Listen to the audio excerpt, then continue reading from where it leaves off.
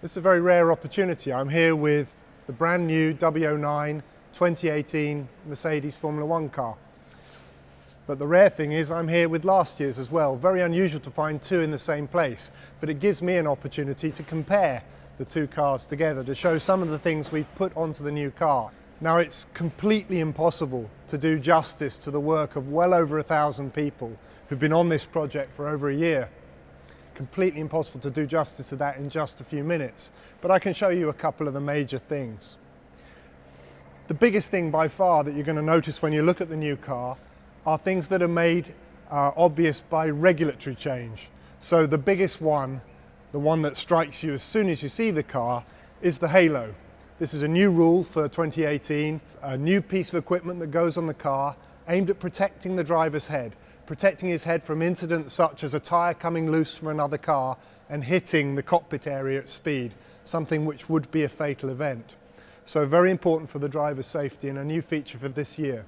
A very, very big visual difference, something which is, as I've said before, an acquired taste and something which we'll be working on in the seasons to come to try and make more exciting to look at and also to offer more protection to the head of the driver.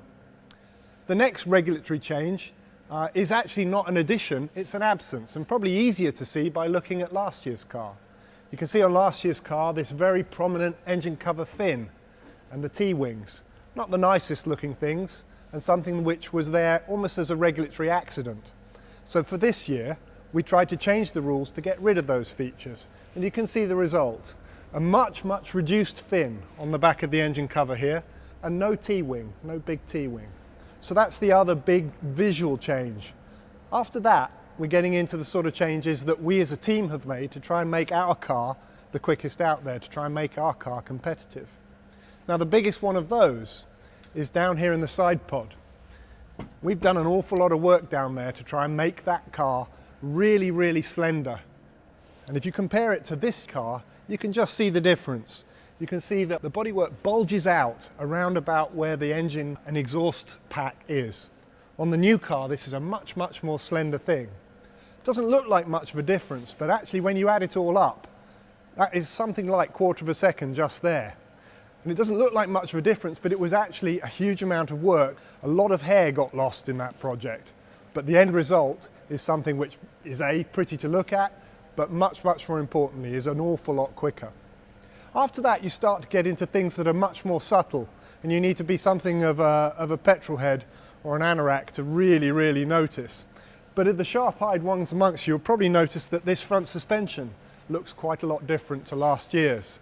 The wishbones have been raised. That's something which has been a trend on Formula One cars in the last few years. Raising those front wishbones brings better aerodynamic performance. It's a big structural challenge, but it's definitely something that brings you more downforce and a quicker car. After that, to understand the differences between these two cars, you start to need a camera. You start to need to take pictures of one and compare it against the other. And that will happen during the year because there are a lot of pictures going to emerge of this car once we start racing it.